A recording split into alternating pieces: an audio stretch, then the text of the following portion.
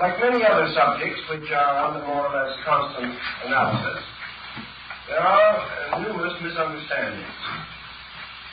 European alchemy is not of great antiquity, and the rumors about its roots in the mysterious past are highly symbolized. Actually, we have almost nothing on the subject of alchemy in European literature prior to the beginning of the 15th century, A.D. And nearly all of the so-called earlier works are backdated. That is, they were prepared and printed after the year 1500, but with fictitious dates of an earlier period added to them. There is very little of alchemy in the incunabula printing of the first 50 years of printing, between 1445 and 1500. And we have very little evidence that the alchemical writings attributed to ancient authors are genuine. For example, there are books, presumably, alchemical writings of Aristotle, which are certainly comparatively modern fabrications. Also, a number of fictitious characters were invented during the 16th and 17th centuries as having lived at a much earlier date. But these inventions or unreal persons have no historical foundation. Actually, we find the phenomenon of the rise of alchemical symbolism and thought almost paralleling the rise of European astrological speculation and the rising of secret societies and of Rosicrucianism in Europe. Now, alchemy is not limited to European countries, that we know. Remnants of it and references to it are to be found in the writings of many ancient Asiatic peoples. But the rise of alchemy in China, like that in Europe, is comparatively late when compared to the fabulous and legendary accounts thereof. So we must recognize we're in the presence of a rather mysterious situation, namely that a art or cult arose in Europe which was given an antiquity by means of a certain exaggeration on the part of those working with it. And actually, alchemy, as we are going to consider it, developed within the period between about the year 1500 and the year 1700. During these 2 centuries, this symbolism developed and elaborated itself almost beyond human imagination. Most of the symbols employed by the alchemists were derived from earlier sources, but there was also a wonderful mixture of creative ingenuity evident in the designs and figures. Some are obviously derived from mythology, some from natural history, as it was understood or misunderstood by the writers of that period. Certain parts of it belong to the symbolisms of ancient religious cults. A part was taken from the older symbolism of astrology. Still other elements are almost unique to alchemy and do not occur elsewhere. Thus, historically speaking, we are dealing with a body of lore that rose to prominence, flourished for 2 centuries, and then gradually declined with the rise of chemistry as we know it today.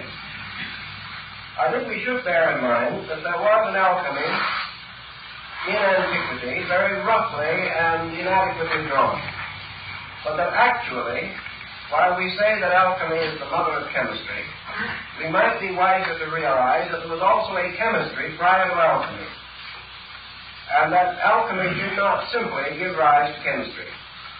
Chemistry of an earlier date gave rise to alchemy, and this in turn declined again, and chemistry once more emerged as the principal carrier of tradition in this field of learning.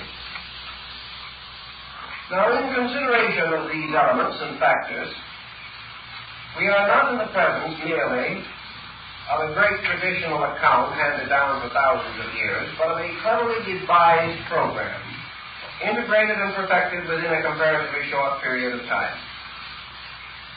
This integration has a definite bearing upon the perpetuation of certain schools of philosophy and mysticism that originated in antiquity and also passed through various vicissitudes in the rise of European culture. Let us try to draw a picture of Europe at the time of the emergence of alchemy. Europe itself was coming out of the Dark Ages. It had just passed through the Renaissance and the Reformation. The human mind was beginning to break the tremendous bonds that bound medieval man to a reactionary traditionalism. The human mind was also rebelling against the dogmatic theology which dominated this entire period of European history. For several hundred years, men had been unable to use their minds. In the first place, there was no way of training minds. There were no schools. There were no universities. There was practically no opportunity for the average citizen to become educated.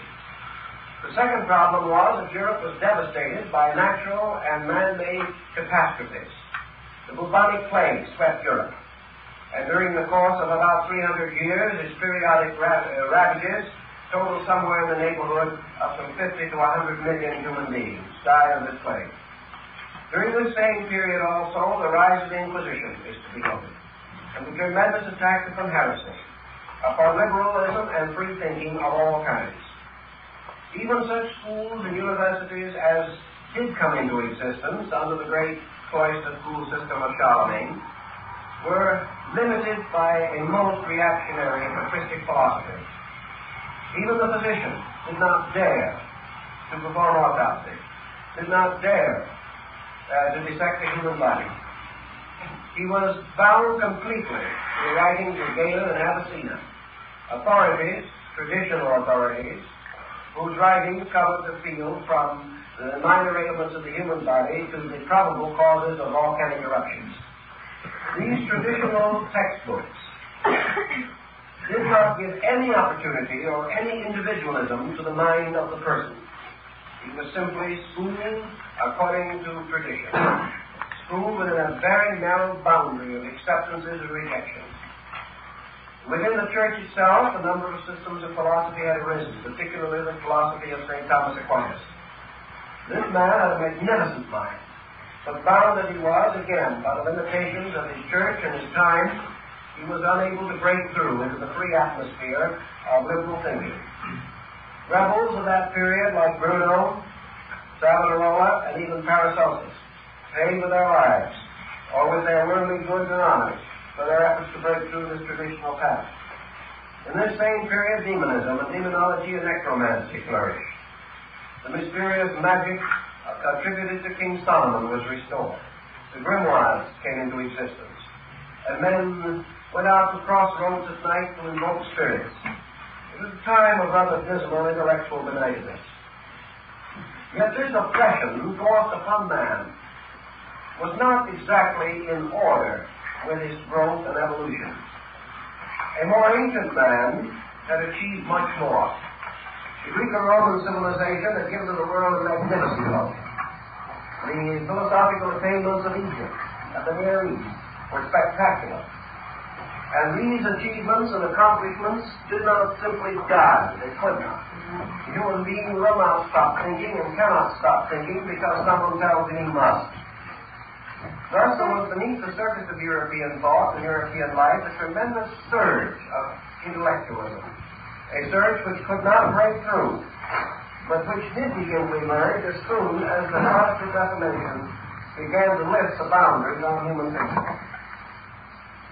So against this pressure from within the individual himself, the pressure of his own inadequacy, there was the force of a limiting condition of environment.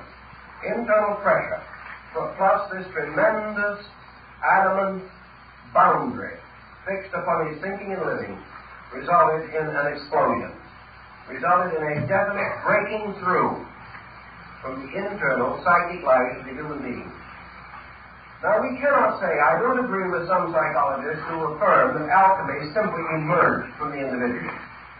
That it did remotely and originally do so, and that its forms undoubtedly were influenced by the pressures of the human psyche, we do not deny. But I cannot accept that it was merely a spontaneous outburst. It was too well organized, too well developed, too carefully thought through. It is far more reasonable and likely that it represented a new appearance of a tradition struggling to restore its own place as a leader in the intellectual life of the human being. Now we know, as I have told you in other lectures, that after the Crusades, the returning Crusaders and the Templars and many other groups brought back to Europe a great deal of wisdom from the Near East. Also, the rise of Moorish culture in Spain resulted in a liberation of the human mind and a return of lines and departments of knowledge hitherto long removed from European civilization and culture. We know that all through this transition period, secret societies, originating in antiquity and perpetuated quietly but strenuously by certain individuals, did move beneath the surface of European life and politics. These societies, striving for survival and also for their major purpose, which was the liberation of the human mind, continued to operate quietly but effectively, as we know from the stories of the troubadours, the guilds, and many other groups. Now, as far as it is possible to determine, alchemy was devised as a means of perpetuating a secret kind of knowledge under the symbolism of chemistry. Now, why was chemistry chosen? Let us reply by asking another question. Why did the Dionysians and later Masonic organizations use architecture for exactly the same purpose? In other words, we know that the Dionysians believed that the building of a temple was a symbolization of the building of society and of the human soul. But at a time when it seemed advisable to move in secrecy, the active properties of the esoteric law were concealed under appropriate figures and devices. And just as the building of Solomon's temple came to mean the building of human society, so the transmutation of metals came to mean the transmutation of the personal and collective life of humanity. The symbolism was adroit because the alchemist had hit upon a basic truth, namely that all departments of nature can be brought under one general pattern, and any science thoroughly understood is a key to nearly all other forms of learning. Thus, in alchemy, the entire weight of an important philosophical system was trusted to chemistry and chemical symbolism. We may say that this was suitable and proper for the reason that against this symbolism there was no well-integrated body of opposition. If these philosophers revealed themselves as philosophers, they would have been persecuted. Had they advanced their ideas on a religious level, they would have been executed. Had they attempted to develop psychological training, they would probably have fallen victim to the Inquisition. But as chemists, they had several appeals. First of all, medicine and the chemical sciences were accepted by theology. They were accepted as necessary, and the Church had no direct opposition to the advancement of medical science. It did not agree with it particularly, but it accepted it. The second thing is that this symbolism strangely intrigued the covetousness of the human mind.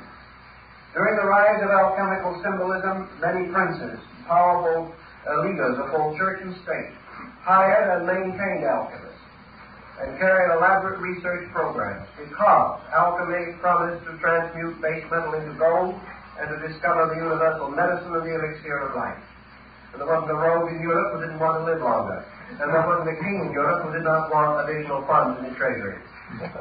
So the appeal to the cupidity and the selfishness of mankind helped to protect the alchemist from persecution.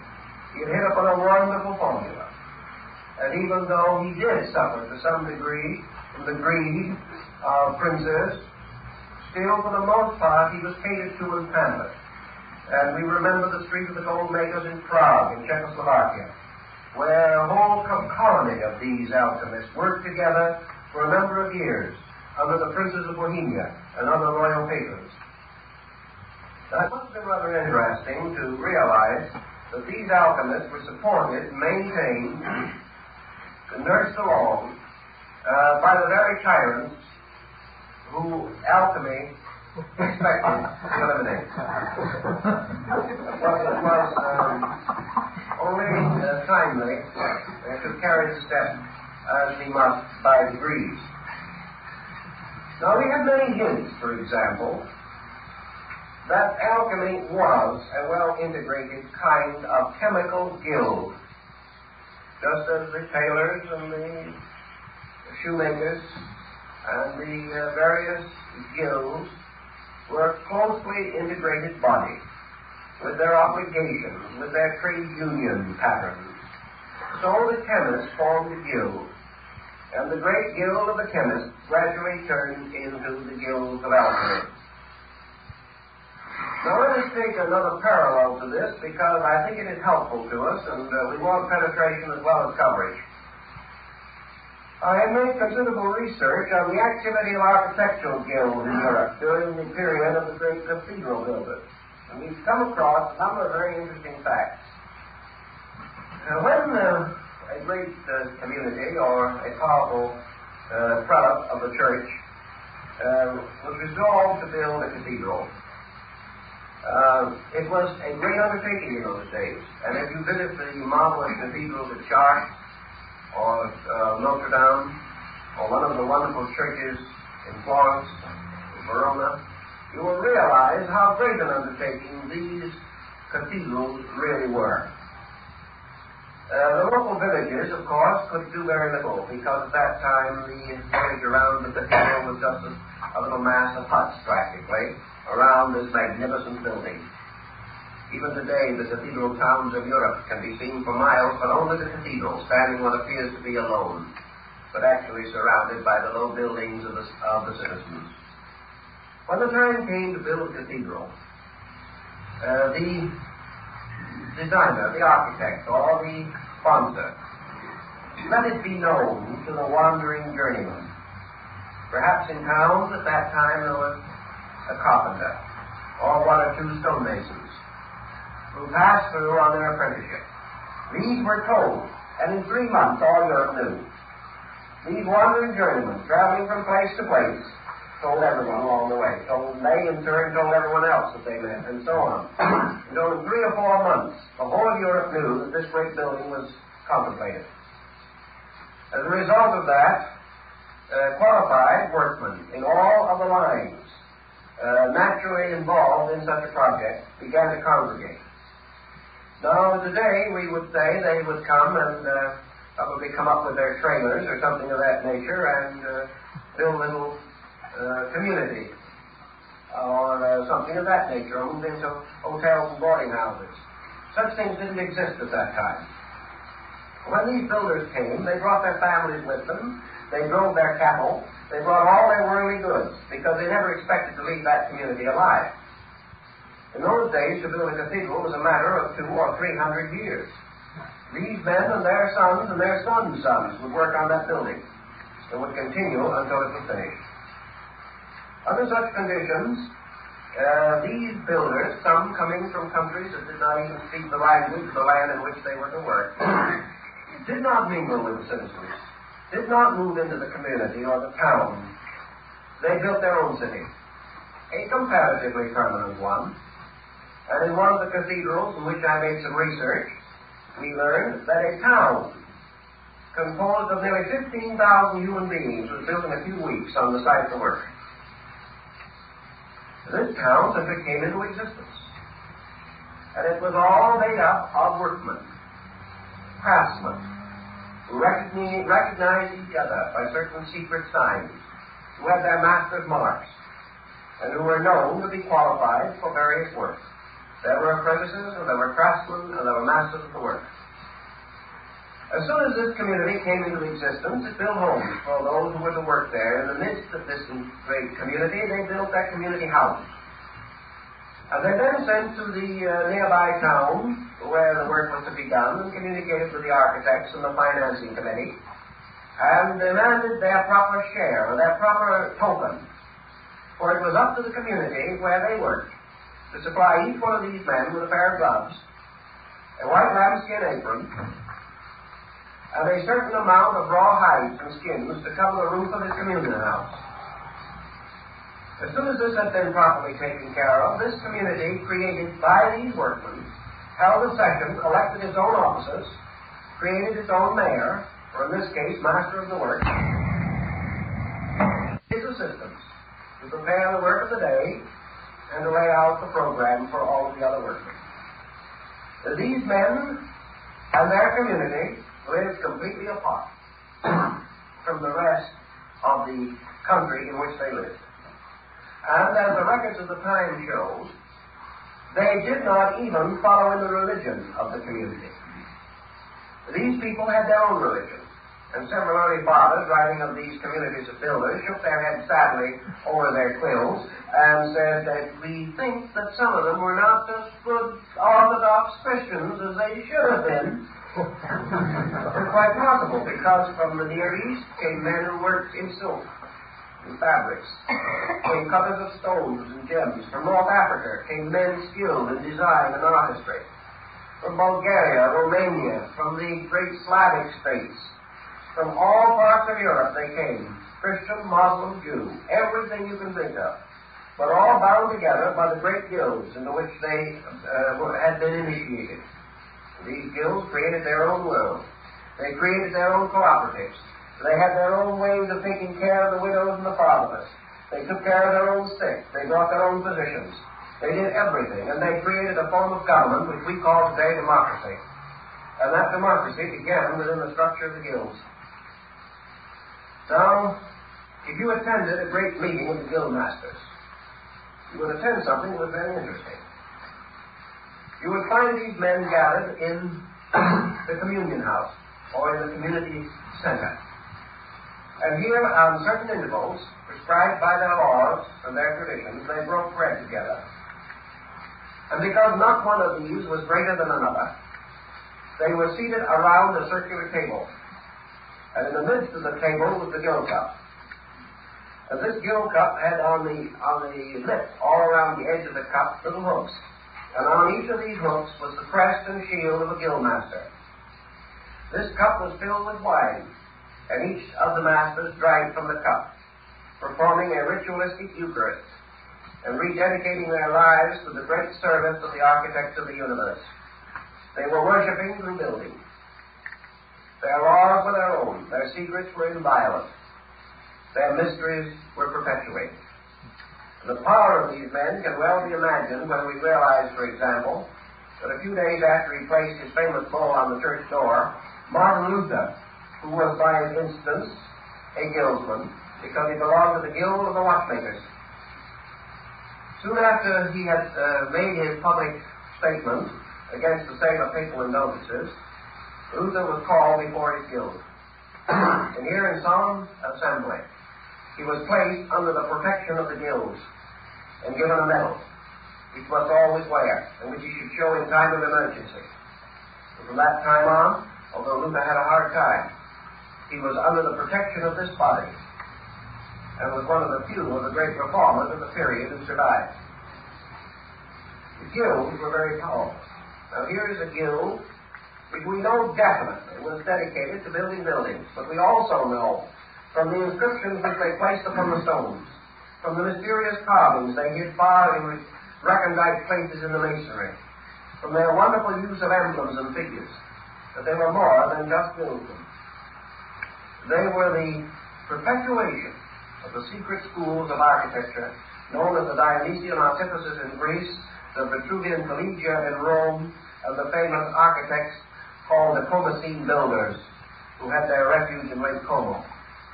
These were all initiate schools from antiquity, concealing the secrets of human regeneration under the story of architecture.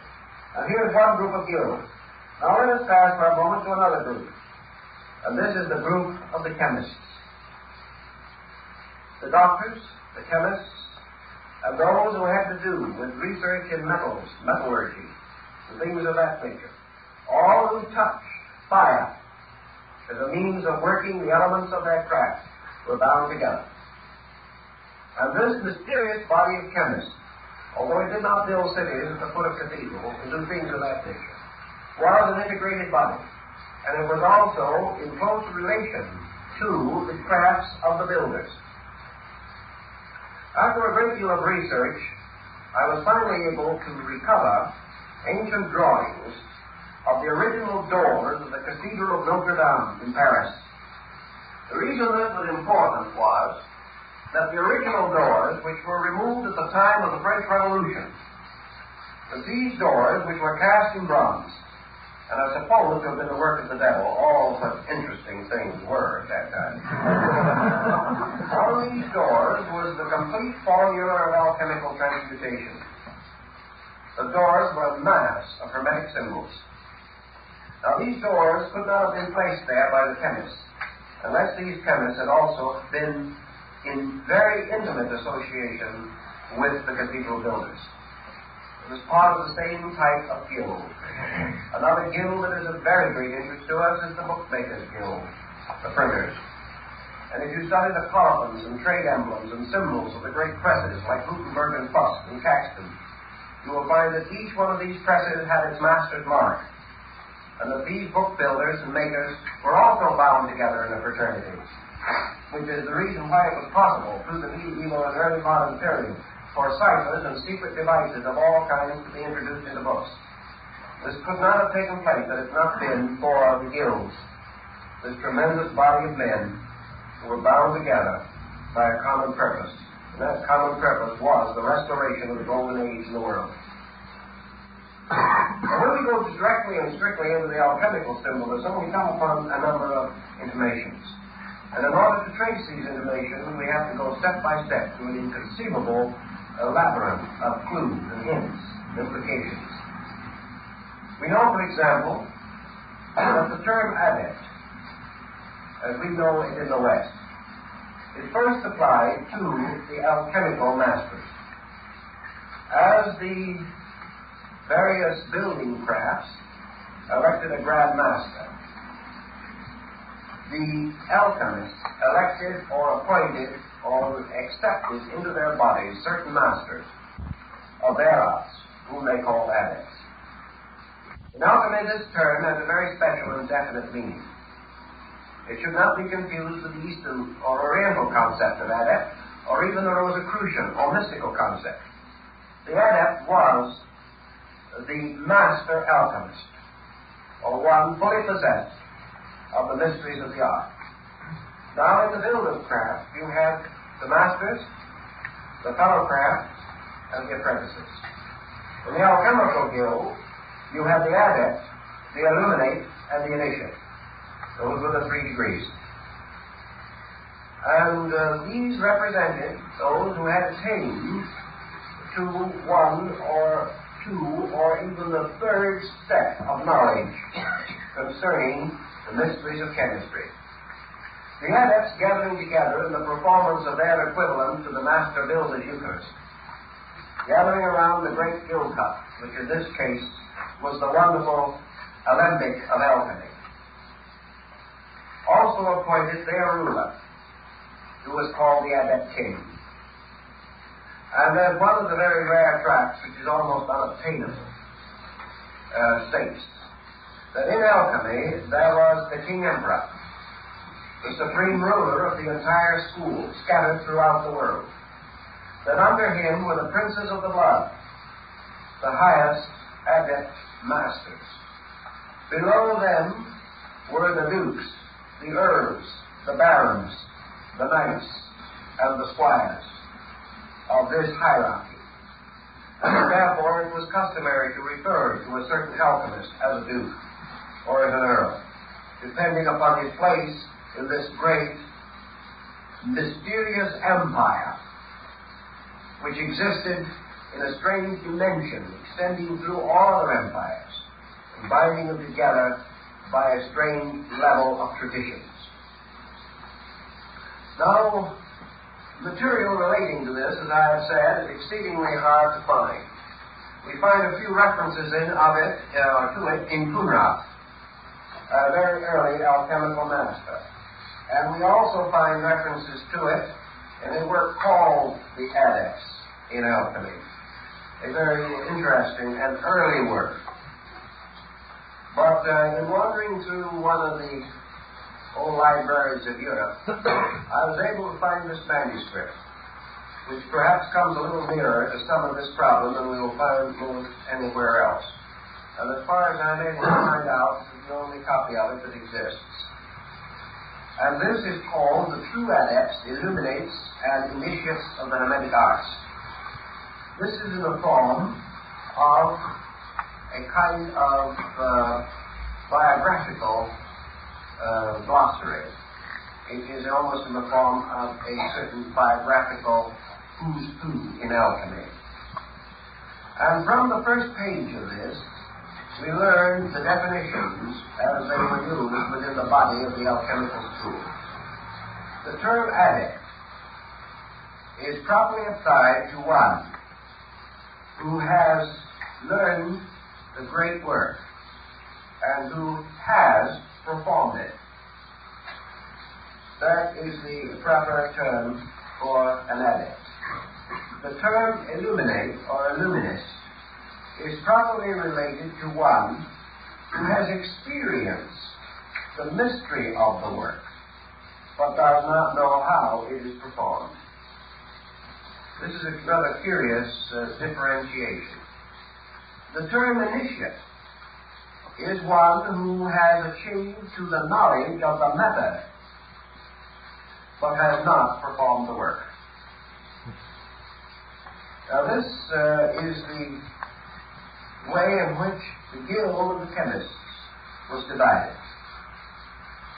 Following this is a list, prefaced by the fact that it must always and ever be remembered that there are false adepts, false illuminates, and false initiates, but that the genuine ones can be determined only by those who have the knowledge to investigate the secret marks and symbols.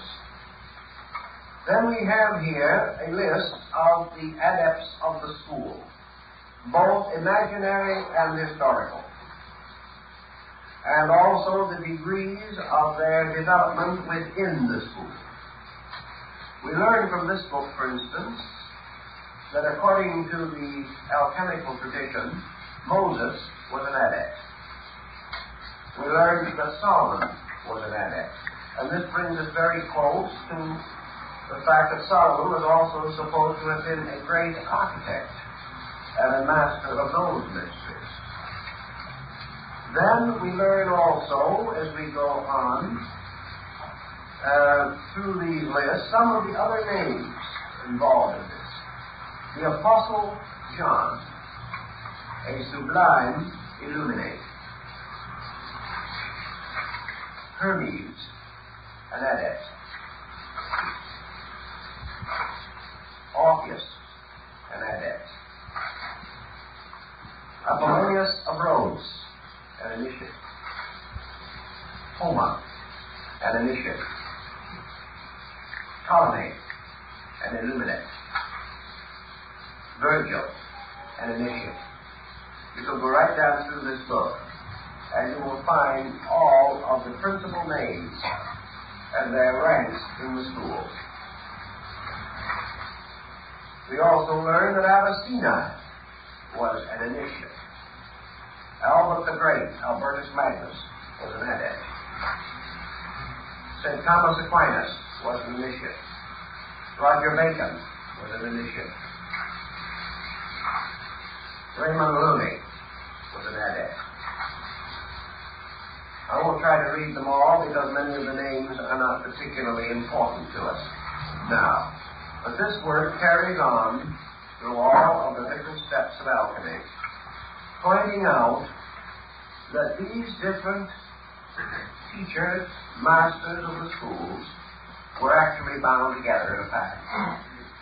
Now, when we take an alchemical tradition and we come to the discovery that it includes Orpheus and Homer, we know that we're not dealing with chemistry, because these men were not chemists. We were dealing with an esoteric system of which the alchemical schools in Europe were comparatively recent development. Verdi, an illuminate. Michael Meyer, an initiate. One of the interesting things we find as we go along through here is that a number of names that are a little better known to us are also to be found as we go near the end of the list. We know, for instance, that this list, strangely enough, ends with a comparatively familiar name, and that is Baron Emanuel Swedenborg, an Illuminate. Now, when we study Swedenborg and his association with Saint Germain and Cagliostro, we have reasons to believe that the book is probably correct. But this is, as far as I know, the only who's who of the Hermetic Adepts there is. But the principle behind it is that the entire work was an integration, was a definite system devised for a purpose. And that purpose was concealed under a series of alchemical or magical symbols and devices, the meanings of which we will try to explain at least in part as this series progresses. Now, the next thing that I want to bring up in connection with the alchemical tradition is to try to orient what, basically, alchemy stood for. Generally and broadly, we know what it meant. We know that by transmutation was implied regeneration. We also know that the symbolism of alchemy was exact. Why? Because it was based upon an exact science, chemistry. We also realize that as we go into it, that perhaps the nearest parallel that we can find to it in our common experience in the modern world is yoga. In other words, alchemy was an esoteric discipline. It was a discipline based upon an exact science of human regeneration. Now, just as in almost all of the exact sciences of antiquity, it is assumed that the keys were lost, and that therefore the mystery of the cult or sect is no longer to be found. This I question very greatly. The second point that I think we should try to realize and understand is that the alchemists were not only interested in the regeneration of man, but in the restoration of the philosophic empire, as established in the concept of Plato. This restoration of the philosophic empire was to be undertaken by a broad political program. So alchemy penetrated and permeated practically every political and social state of the world, extending as far as China, throughout India, throughout the Near East, and even extending into the Central and South American areas of the Western Hemisphere, where chemistry had reached a fairly high degree of proficiency. Around the alchemical speculation, as it is, we have developed a great number of overtones. And these overtones can best be understood by reference perhaps to some of the alchemists themselves. Following this list, and only using approved members of the Necker group, the aristocrats of the order, we find, for example, that certain alchemists are more reliable, more careful, and obviously more informed than others. Among the best and greatest informed of these adept alchemists was Raymond Lully. Another one highly proficient of skill was Bacillus Valentinus, monk of St. Bennet. A third very highly efficient one was George Ripley, the English chemist. And then fourth, equally at least recognized and remembered for his important contributions to the subject, was Michael Sendivogius. These were among the great names in alchemy. Therefore, when we read them, taking in works such as the Triumphant Chariot of Antimonium by Basil Valentine, we come always upon lines like this: Woe, woe, woe unto the gold makers. And another line in Ripley which says that whoever believes that the transmutation of physical metals is the end of alchemy is a fool. All these things are tossed in. Very little is made up, because at that time it was advisable to unveil the secrets too completely. But the alchemists themselves have left in their published and outer writings irrefutable proof that they were not to be considered merely as chemists, that they were to be considered as the instruments of a secret purpose and art, and that this art they had inherited or brought down from a remote antiquity. The alchemical symbolism itself was very recent, but the method or mystery behind it was very old. The second and another important point is that the alchemical tradition moving into Europe Christianized itself intensely. But this Christianization was no part of its original symbolism. Gradually, therefore, we find the introduction of Christian figures and symbols into the alchemic arts. But wherever they are used in a purely alchemical sense, not in the sense of theology. Just as the mystical symbols of astrology and magic used by Bede were not to be used in the magical and astrological sense, but in a purely mystical sense,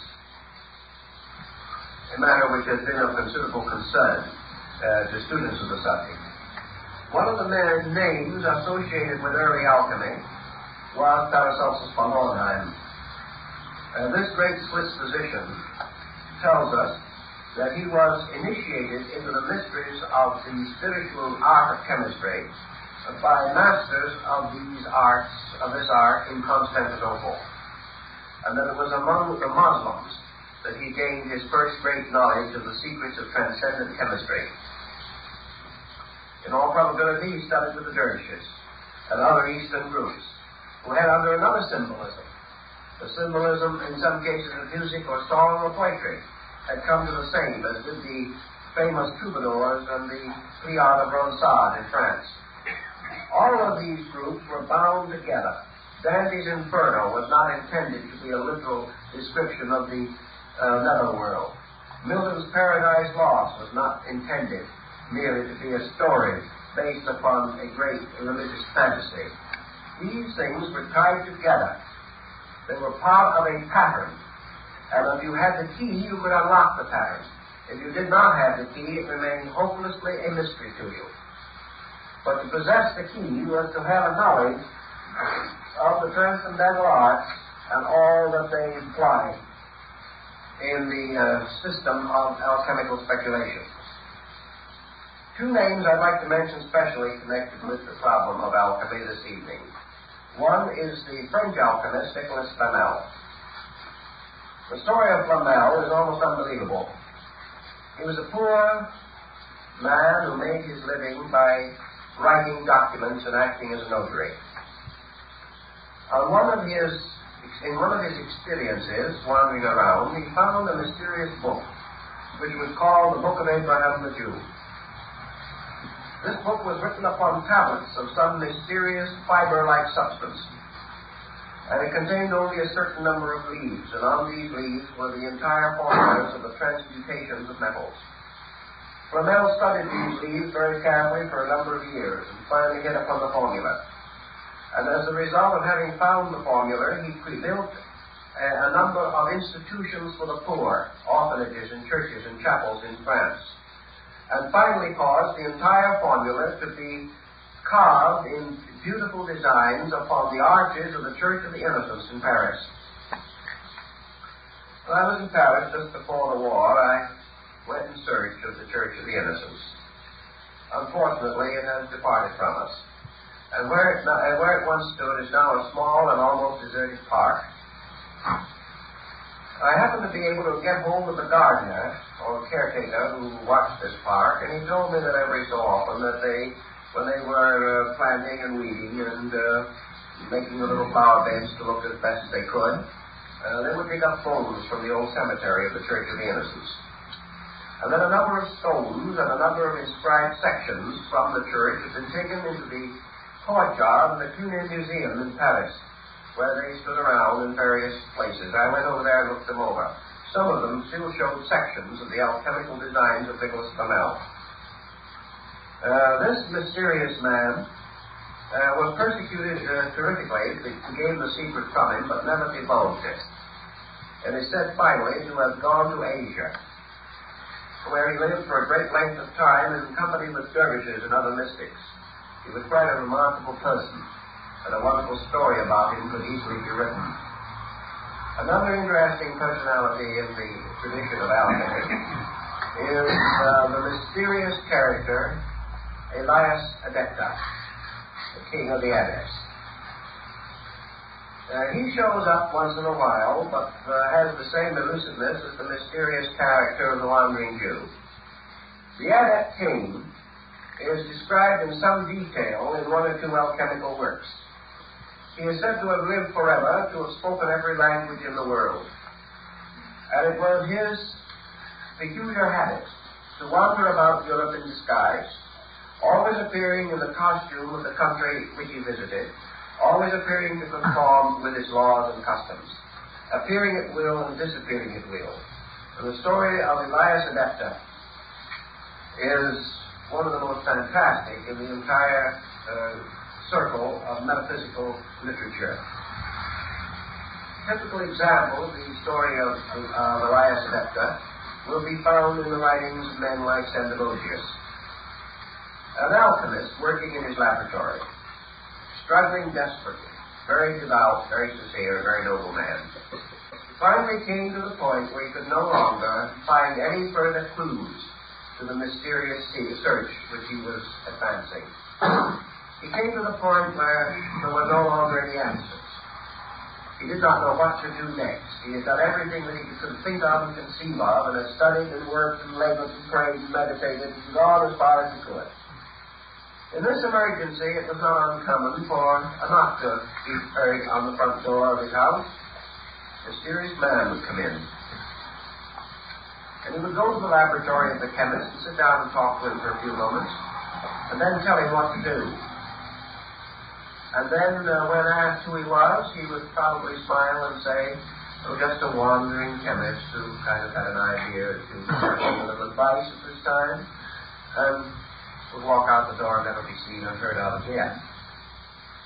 Gradually, the records of this mysterious wanderer gained proportions. And for over 200 years, the story of Elias Adepta, wandering about Europe, is to be found in choice archives in this field of research. In a few cases, he told his name. He was Elias the Adept. He was the mysterious Adept king who was to come and to rule over the world. Then he would vanish again, like the mysterious bodhisattvas of Shambhala, not to be seen or heard of anymore. As these stories build and as the legends accumulate, the parallels between this concept and that of the Oriental mysteries become very obvious. And we know that we were dealing in Europe with an advanced system of speculation and art and science, which normally would not have existed and could not have existed, and which had to conceal itself for its own protection.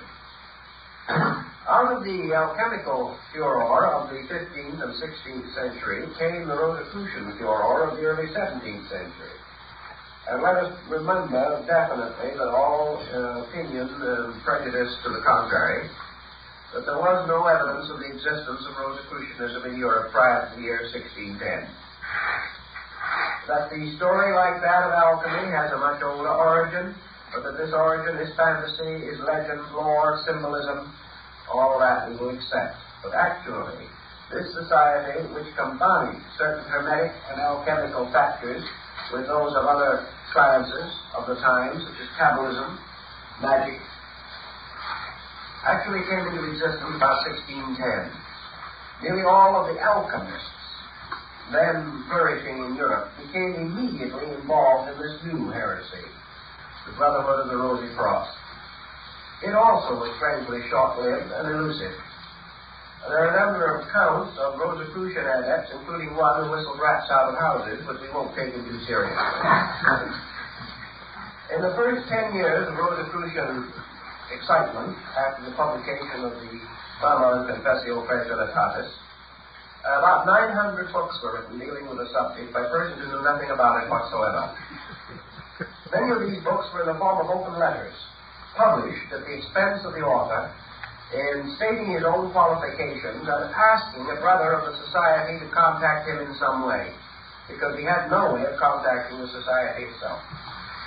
Naturally, most of these letters and open epistles were ignored.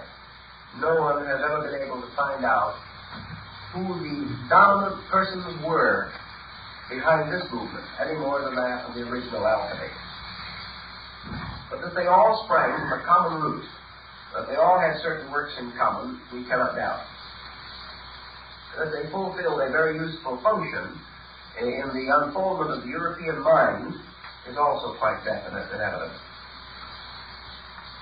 Now, from this general survey, which is naturally exceedingly brief and which only touches a few of the interesting phases of it, I want to try to start a series of rather brief definitions of some of the elements of alchemy as we have to contact them and work with them in the future.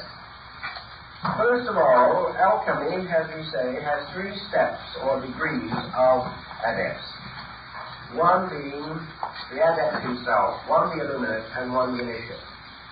It likewise had three great works or achievements with which it was concerned primarily under the title or general collective term, the magnum opus, or the great work. The first and supreme work of the alchemist was the formation or the production by art and genius of the philosopher's stone, the lapis philosophorum. Now, the creation of the philosopher's stone was associated identically with the adept himself.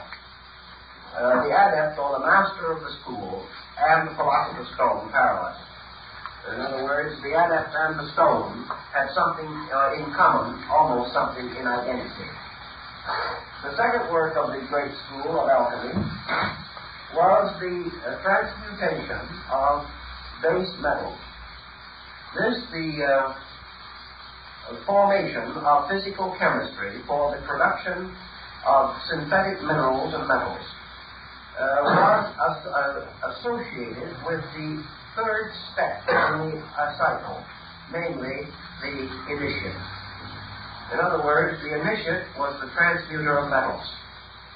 The illuminist, who was between these two, was identified with the search for the universal medicine. So we have the three steps in relationship to the three grades. The creation of the stone being the work of the adept, the discovery of the universal medicine being the work of the illuminate, and the transmutation of base metals being the work of the initiate. These three then represented the keys to the works of the grades, or differentiated the labors of the three classes or orders of alchemists. The transmutation of base metals into gold was the work of science. The creation of the universal medicine was the work of philosophy. The casting of the lapis philosophorum, or the great stone, was the work of religion. Thus, religion, philosophy, and science were the three grades, as in almost all of the great mystical things, schools and systems. The first grade was, of course, the grade of the spirit, the second, the grade of the soul, and the third, the grade of the body. Thus, the body was the transmuter of minerals, the soul, the discoverer of the medicine, and the spirit, the precipitator of the stone. Von Welling, the great German adept, gives us a very definite series of definitions, indicating that these accomplishments conceal the rituals, rites, and secret ceremonies of the grades, and that therefore, under the heading, for instance, of the transmutation of metals, we have an interesting symbolism. The alchemist represented metals under usually 7 symbols. These 7 symbols being identical with the planetary symbols of astrology. Thus, for instance, lead with Saturn, iron with Mars, and so on. These were the base metals, and they were formed together in the form of a 6-point star composed of 2 interlaced triangles, and in the center a 7th point, so that the 6 points on the points of the stars and the 7th in the center constituted the 7 metals. Now, the alchemists also drew this, as defined in the Septium Veum, in the form of 7 of these 6-pointed star patterns arranged in a circle like a wreath.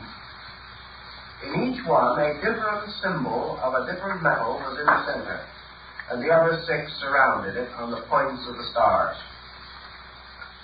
Each one, therefore, told us the simple point that the alchemist himself made out, namely, that each one of the metals contains all of the others. Now, if we take the points of the metals and we change these into the 7 liberal arts and sciences, we shall then have a key to the great social reform of the transmutational level of alchemy.